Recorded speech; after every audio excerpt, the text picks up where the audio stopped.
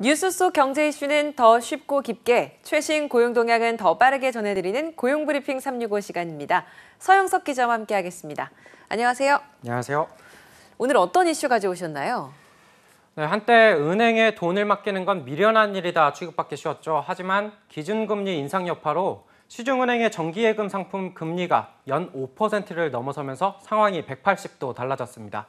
불과 1년 전보다 3배 넘게 오른 건데요. 시중은행 정기예금 금리가 5%를 넘어선 건 금융위기 이후 14년 만입니다. 이슈픽에서 짚어보겠습니다. 네, 예금 금리가 계속 오르긴 했지만 그동안 제1금융권에서 오른 곳을 찾기가 참 어려웠는데 이젠 이 분위기 자체가 아예 달라졌어요. 예, 그렇습니다. 제1금융권에서는 5% 넘는 금리를 제공하는 건 BNK 부산은행, 스탠다드 차타드 은행 등 지방은행이나 외국계 은행뿐이었고 그마저도 특정 조건을 충족해야 했는데요. 이제는 달라졌습니다.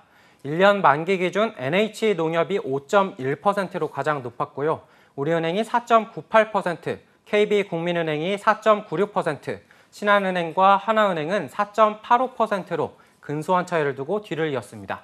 별다른 조건 없이도 1억 원을 예금하면 1년 이자로 약 500만 원을 받을 수 있는 겁니다. 와, 이렇다 보니까 요즘 SNS에서 가장 인기 있는 정보가 바로 이 고금리 상품 알려주는 메시지라고 하더라고요.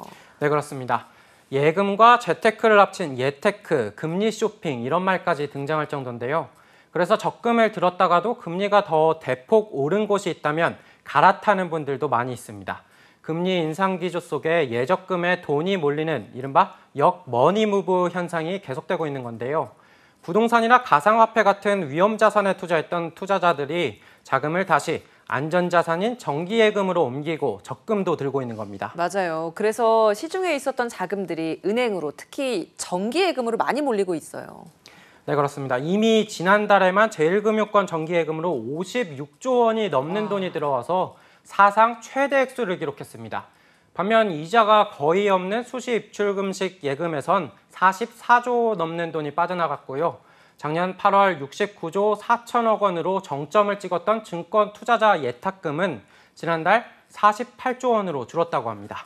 근데 중요한 건 예금 금리가 앞으로 더 오른다는 전망이 있다는 거잖아요. 네, 더 오를 게 확실한데요. 예적금 금리 또 오를 수 있다는 전망이 나오고 있습니다. 올해 마지막 금통위가 열리는데 이번에 또 기준금리 올린다는 것은 거의 확실하기 때문입니다. 다만 얼마 올리느냐가 관건이겠죠. 지난달 12일 기준금리가 0.5%포인트 올라갔을 때는 시중은행들도 직후 예적금 금리를 최대 1%포인트 올린 바 있으니까요. 지금 당장 길게 예금 들기보다는 좀 더 지켜보셔도 좋을 것 같습니다. 네, 이렇게 앞으로 기준금리 인상 예상이 더 된다면 제1금융권도 올라가지만 무엇보다 이 저축은행 같은 제2금융권의 금리 인상 경쟁도 더 치열해지지 않겠어요? 예, 맞습니다. 현재 일부 저축은행 같은 경우 연 10% 초반대 금리를 주는 특판 적금도 등장했습니다. 그래서 문을 열자마자 상품에 가입하려는 오픈런까지도 이어지고 있는데요. 그런데 이때 주의할 점이 있습니다. 주로 추첨이나 혹은 걸음수에 따라 다른 우대금리를 얹어주는 등 조건이 붙는 경우가 많아서 꼼꼼히 따져서 가입하는 게 좋겠습니다. 네, 그리고 여기에 예금자 보호법상 한 개 은행당 5천만 원까지만 원금 보호를 해주고 있잖아요. 네, 그래서 꼭 분산 투자가 필요합니다. 예금 보호 한도 때문인데요. 금융회사가 파산 등으로 고객에게 예금을 돌려주지 못할 때 예금보험공사가 대신 지급하는 최대 금액을 뜻합니다. 만약 A은행에 6천만 원, B은행에 5,500만 원을 각각 예금했는데 두 은행 모두 파산한다면 각각 5천만 원씩만 보장받고 1,500만 원은 날아가게 되는데요. 네. 그래서 내가 저축할 금액 그리고 투자할 금액의 단위가 좀 크다 하시는 분들은 각 금융회사별로 은행별로 분산을 해서 저축을 하시는 게 조금 더 현명한 방법이라고 할 수 있겠습니다. 네, 근데 문득 드는 생각이 은행권으로 돈이 이렇게까지 몰리고 있고 금리도 올라가면 예금 보호 한도도 어느 정도는 이젠 좀 올라야 하지 않나 이런 생각도 드네요. 네, 왜 아직까지 안 올리고 있나 모를 일인데요. 전문가들 역시 20년째 제자리에 걸으면 보호 한도를 올려야 한다고 이야기하고 있습니다. 금융시장의 규모가 이것이 처음 도입됐던 2000년대 초반과 비교해서 엄청나게 증가했기 때문입니다. 네. 그래서 해외에서는 예금 보호 한도가 어떻게 되나 찾아봤는데요.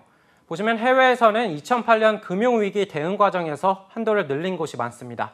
미국은 최대 25만 달러, 우리 돈 3억 3천만 원까지 보호하고 예. 일본 9,500만 원, 영국 1억 3,200만 원 등 주요국과 비교해도 한국의 예금 보호 한도는 절반에서 6분의 1 수준까지 떨어집니다. 그러게요. 현격히 차이가 많이 나네요. 이런 흐름에 맞춰서 정부에서도 새롭게 고려하는 부분이 있습니까? 네, 준비 중인데요. 예금 보호 한도를 늘려야 한다는 목소리가 커지자 금융위원회도 한도를 올릴지 검토에 들어갔습니다. 한도를 1억 원까지 단계적으로 올리는 방안과 일부 예금에 별도 한도를 적용하는 방안 등이 거론되고 있는데요. 네. 그런데 이럴 경우 금융기관이 내야 하는 예금 보험료도 올라 대출이자에 반영하는 방식으로 소비자 부담이 커질 거란 우려도 나옵니다. 금융위와 예금보험공사는 내년 8월까지 예금 보호한도 상향에 대한 구체적인 개선안을 마련할 방침이라고 하니까 좀 더 지켜봐야겠습니다. 네. 금리가 오르면 예금 금리가 올라서 기분이 좋은 이야기를 하고 있었는데 반대로 대출 많이 받으신 분들은 이런 금리 인상 소식이 굉장히 가슴 아픈 소식이에요. 예, 맞습니다. 달갑지 않은 소식일 텐데요. 이런 현상이 빚을 진 사람에겐 나쁜 소식이 분명합니다. 대출자들 고통은 커지고 있기 때문인데요. 은행이 더 많은 이자를 주고 돈을 끌어모아 더 비싼 이자를 받고 빌려주는 이자 장사를 하기 때문입니다. 가계대출 평균금리가 7% 수준까지 치솟으면 소득에서 세금을 내고 나면 원금과 이자도 못 갚는 대출자가 120만 명에 이를 것이라는 분석도 나오는 상황인데요. 네. 기준금리 인상에 따라 시장금리도 당분간 계속 상승할 것으로 보여서 대출 취약층에 대한 대책도 시급해 보입니다. 네, 한컷 이슈 오늘 어떤 소식 준비하셨죠? 네, 금리 인상으로 자금 조달에 비상이 걸린 카드사들 역시 본격적인 혜택 줄이기에 나섰습니다. 그간 소비자들이 기본 혜택으로 누려왔던 무이자 할부나 항공 마일리지 적립도 내년부터는 자취를 감출 것으로 보입니다. 실제 그간 카드사들은 가맹점 수수료율 인하에 따라 비용 절감의 일환으로 일명 알짜카드를 줄줄이 단종시키기도 했는데요. 이번에도 추가 조치가 이뤄지는 겁니다. 아니 물가도 올랐고 대출 금리도 오르고 카드 무이자 할부 쓸 일이 많아지면 많아졌지 줄진 않을 것 같은데 혜택은 줄어든다고 하니까 이것도 안 좋은 소식이네요. 네, 자금 조달이 어려워진 카드사들이 부가 서비스 혜택을 줄줄이 줄이고 나섰는데요. 당장 현대카드가 최장 12개월까지 제공했던 무이자 할부 혜택을 이미 종료했고 대형마트에서 현대카드를 사용하면 받을 수 있었던 2개월에서 5개월 무이자 할부와 면세점과 여행사 등 제공됐던 6개월 무이자 할부 혜택도 종료됩니다. 삼성카드도 싱가포르 항공과 제휴에 제공했던 마일리지 전환 혜택을 내년부터 종료합니다.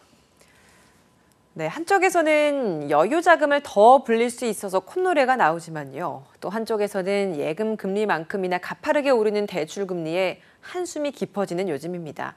여러분은 어느 쪽에 더 공감하고 계신가요? 오늘 서영석 기자와 함께했습니다. 고맙습니다.